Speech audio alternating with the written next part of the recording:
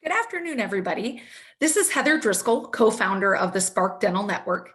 And I wanted to take some time with you today to really talk through something that impacts all of us in growing dental organizations. And that's really our ability to manage change. I'm going to share a couple of slides with you here. As you know, each week at Spark, we have a little bit of a talk around a concept called the strategic thinker, really helping leaders of dental organizations kind of sharpen our minds and really challenge the way we approach what kind of seems to be like day-to-day ideas and activities. So Spark is really founded on the dental enterprise value matrix. It's really a concept to help us as dental leaders recognize and remember that there are key things that ultimately drive the value in group dental practices. We use these four pillars: cultural, financial, personnel, and process, to really remind ourselves of some of the key areas that have the greatest impact on the growth and success of our organizations. So today I want to spend a little bit of time talking through a process that I think can really help manage the cultural impact of change within an organization. So one of the things I know about group dental practices is that change is constant. So as a leader of a group dental practice, I really kind of like to challenge myself to think about how I can continue to get good, really, at managing the change.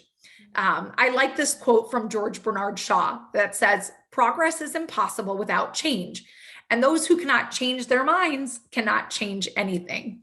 So what I found is, as a leader in a growing group practice, I really have to kind of change the way I think about change in and of itself so that I'm a really good resource for those that the change is most likely to impact. So what we find is that when uncertainty and anxiety are high, which are naturally sometimes the case with change, there's a natural inclination to utilize what's called our reactive tendencies.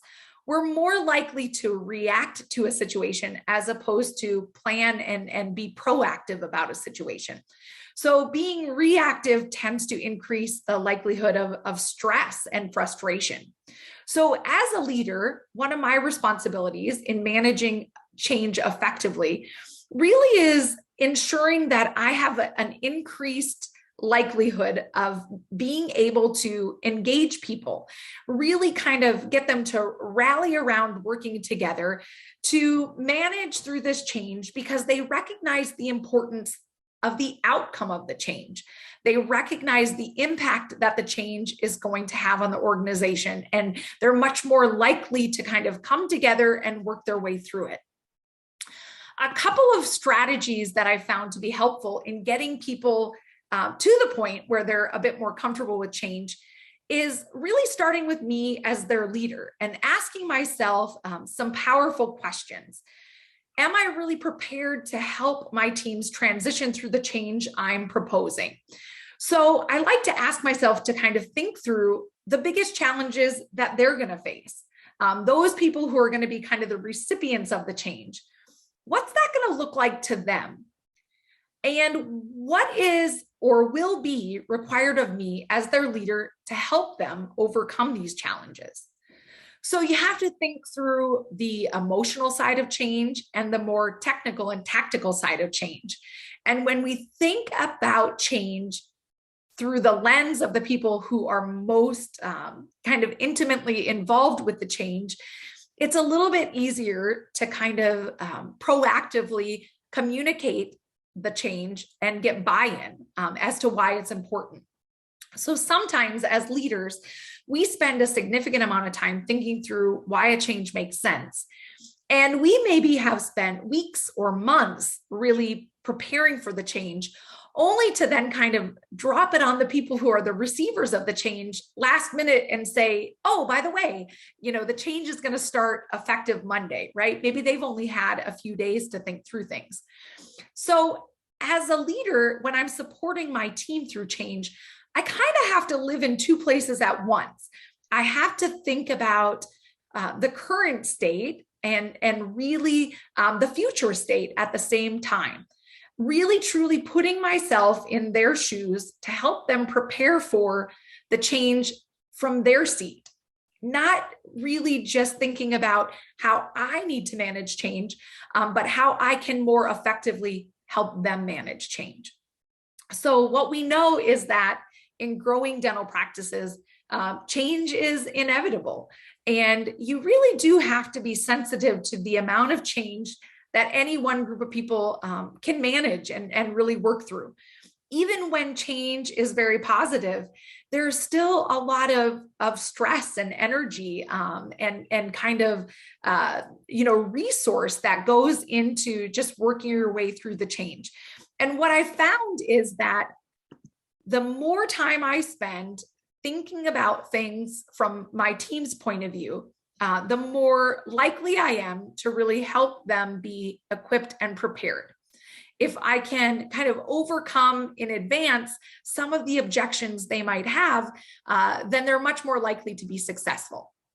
So take, for example, maybe we're going to have a training, a hygiene training. We're going to focus on improving the consistency of our preventative services.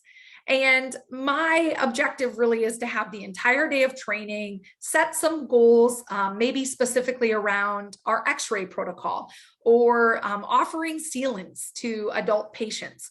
So maybe I've put a lot of thought into, the science behind why this makes sense. And maybe even I've thought through a compensation plan that might benefit and reward consistency of comprehensive patient care. And I roll it out to my teams only to recognize the next day that we don't actually have enough x-ray sensors for our teams to truly be committed to consistently following our x-ray protocol. Or maybe we didn't actually have sealant material available to truly be able to move forward with the objectives we had outlined. So thinking through some of those key steps of the process of change and really putting ourselves in the shoes of the person who's going to be driving the change. Oftentimes the theory and kind of the vision of change starts at the leadership level, but the execution of change is on the front lines. And we don't always include those people who are really going to be the champions of change in the process. So if I can get better as a leader at thinking through what it's going to feel like at the point of really executing the change, I think there's a much higher likelihood that there's going to be a positive outcome on the first day of moving forward with the change. So those are my thoughts on effectively managing change. For more information about the Spark Dental Network, certainly you can visit us at our website, www.sparkdentalnetwork.com. And you can follow us on Facebook, Instagram, and Twitter to find more weekly strategic thinkers and some additional great insight into effectively managing and leading your group dental practice. I hope you all have a great week. Thank you.